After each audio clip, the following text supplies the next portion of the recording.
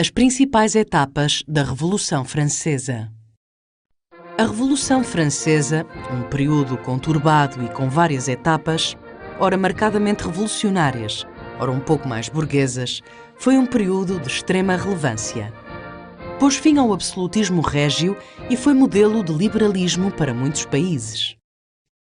Após o eclodir da Revolução Francesa, em 1789, surgiu um momento fundamental: a redação de uma nova Constituição. Este documento, aprovado em 1791, deu origem a alterações políticas e sociais que passariam a vigorar a partir de então. Deu-se o fim do antigo regime e o início da monarquia constitucional. Nesta primeira etapa da Revolução Francesa, uma das grandes mudanças aplicadas foi a separação de poderes. Ficando o poder executivo para o rei, neste caso Luís XVI, o legislativo para uma Assembleia de Deputados eleitos e o judicial para os tribunais. Surgiu pela primeira vez o direito de voto. Contudo, este não era igualitário.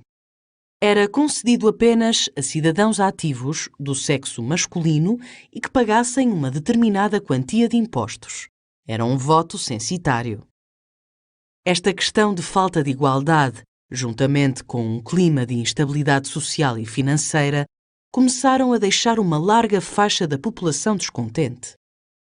Nessa altura, o rei Luís XVI, que não era favorável à Revolução, ainda fez uma tentativa de, com ajuda externa, repor o absolutismo, mas acabaria por fracassar. No mesmo momento, os movimentos revolucionários começaram a ganhar força. As duas principais fações, a dos girondinos, mais moderados, e a dos jacobinos, mais extremistas, ansiavam pela mudança. Estes últimos conseguiram tomar o poder em 1792 e proclamar a República, pondo fim à monarquia constitucional. França passou a ser governada por uma convenção eleita por sufrágio universal, ou seja, por voto de todos os cidadãos, que em 1793 criou outra Constituição. Nesta fase, o rei Luís XVI e todos os que podiam, de algum modo, ser acusados de traição à pátria ou de oposição à Revolução, foram mortos na guilhotina. Viveu-se um período de absoluto terror que teve em Robespierre a sua figura mais marcante. A burguesia, cansada destes excessos revolucionários, conseguiu, em 1795, recuperar o poder e fazer aprovar uma nova Constituição. Iniciou-se assim uma nova fase, a da Revolução Burguesa. O poder executivo foi atribuído ao Diretório, um grupo de 5 diretores pertencentes à burguesia moderada. No entanto, os graves problemas financeiros que tinham sido uma constante até aí não se resolveram.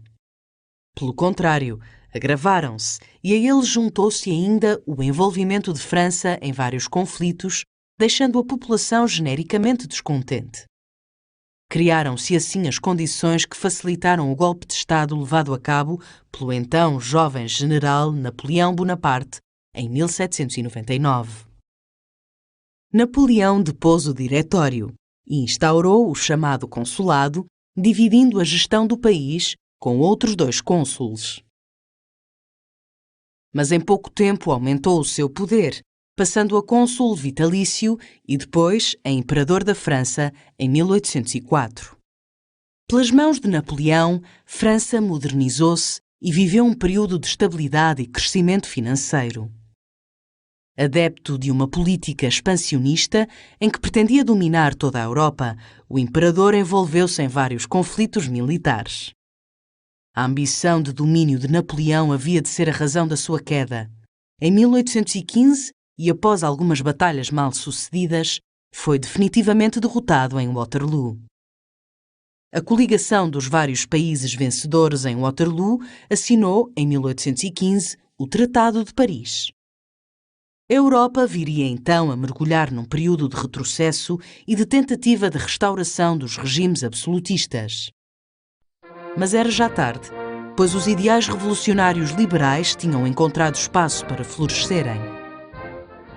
Em síntese, a Revolução Francesa teve 3 etapas principais: a monarquia constitucional, a República Popular, Convenção, e a Revolução Burguesa.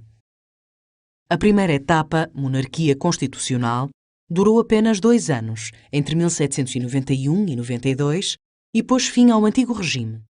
Em 1791 foi criada uma Constituição que garantiu a separação de poderes, a defesa dos ideais, liberdade, igualdade e fraternidade, e o voto censitário. Contudo, viviam-se tempos de grande instabilidade. A segunda etapa foi mais revolucionária e ficou conhecida como República Popular ou Convenção, nome dado à Assembleia da época. Nesta fase, os radicais subiram ao poder, o voto passou a ser feito por sufrágio universal e foi preparada uma outra Constituição, a de 1793.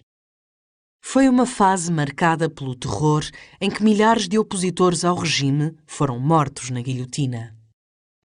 Na última etapa, Revolução Burguesa, a burguesia moderada voltou ao poder e a governação do país passou a ser feita pelo Diretório. Nessa fase, e como as condições sociais e económicas do país continuavam instáveis, Napoleão protagonizou um golpe de Estado instaurando o consulado.